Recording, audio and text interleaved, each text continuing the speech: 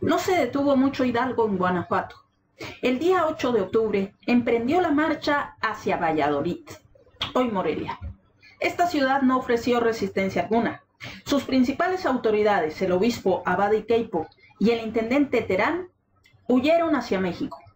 Y una comisión salió al encuentro de Hidalgo para entregarle la ciudad, en la cual entró triunfalmente el caudillo el día 17.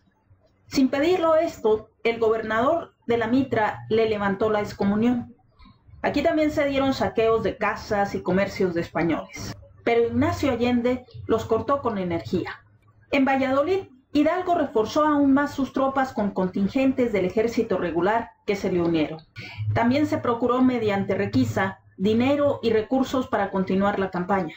El intendente nombrado por Hidalgo decretó, por órdenes de Miguel Hidalgo, la abolición de la esclavitud y la de tributos y cargas para indios y castas. De Valladolid partieron rumbo a la capital. Ya para entonces eran 80,000 aproximadamente, aunque hay que mencionar pocos con instrucción militar y sin las armas adecuadas. Lo que tenían era la rapidez.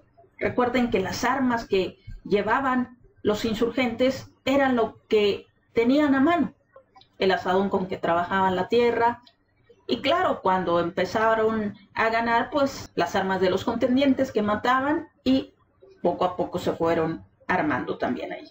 Hidalgo sabía muy bien que sus puntos débiles en su ejército eran la poca instrucción militar y la falta de armas adecuadas. Sin embargo, poner remedio a ambas faltas requería tiempo, y lo que Hidalgo creía era que la rapidez en sus movimientos había sido un factor importante en sus triunfos.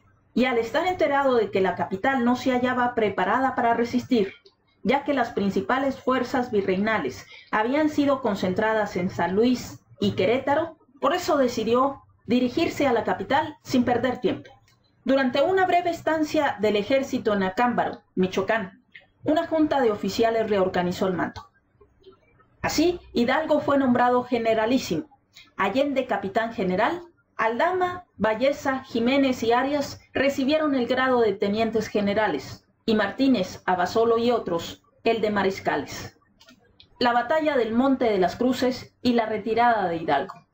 Los insurgentes lograron llegar a Toluca y Lerma fácilmente, pero pasado este último pueblo, una fuerza militar realista intentó cortarles el paso.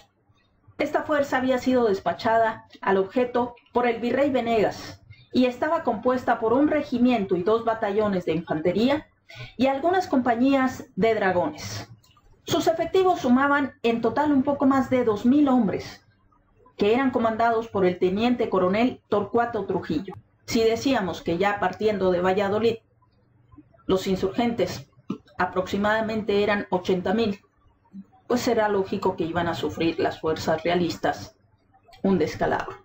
Sin embargo, lograron hacerse fuertes en el Monte de las Cruces, y ahí fue donde se dio la primera batalla en campo abierto entre insurgentes y españoles.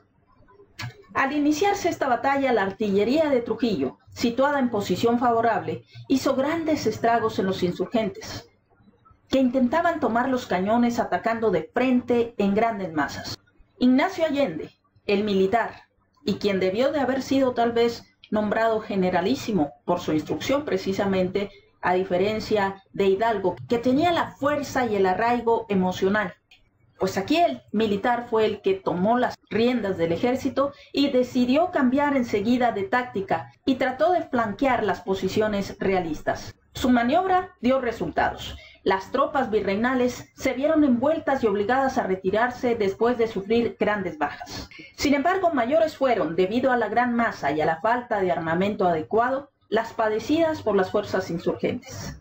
El teniente coronel Torcuato Trujillo, al mando de las fuerzas realistas, cometió la villana acción de disparar contra un grupo de parlamentarios que él convino en recibir para deliberar sobre las condiciones de rendición. La batalla de Monte de las Cruces fue ganada plenamente por los insurgentes. El virrey Venegas, sin embargo, hizo pregonar que le habían obtenido sus fuerzas. Sin embargo, en México se supo la verdad, y los españoles y sus partidarios pasaron algunos días de angustia. esperaban poseídos de terror que de un momento a otro se presentaran las tropas enemigas ante la casi inerme capital. Sin embargo, afortunadamente para ellos, no ocurrió así, dado que Miguel Hidalgo no pasó de Coajimalpa. Desde aquí decidió enviar parlamentarios a Venegas, que éste no quiso recibir, y acto seguido, el 2 de noviembre, ordenó a su ejército que se retirase hacia Toluca. Hay varias versiones de por qué el generalísimo Miguel Hidalgo decidió no continuar y atacar la capital. La falta de municiones, que casi se había agotado en la batalla del Monte de las Cruces, puede ser una de ellas. Y además se estaban aproximando ya a la capital las aguerridas y bien armadas fuerzas de Félix María Calleja y de Flón, que habían sido llamadas con urgencia por el virrey Venegas. De todas maneras, tal decisión produjo un efecto desfavorable en la moral de los jefes y soldados insurgentes. La mayoría se percató de que el camino fácil de los primeros días ya se había terminado. Lo que Hidalgo rehuyó entonces, el encuentro con los fuertes contingentes del ejército realista, estaba a la vista. Terribles combates esperaban a tropas mal preparadas,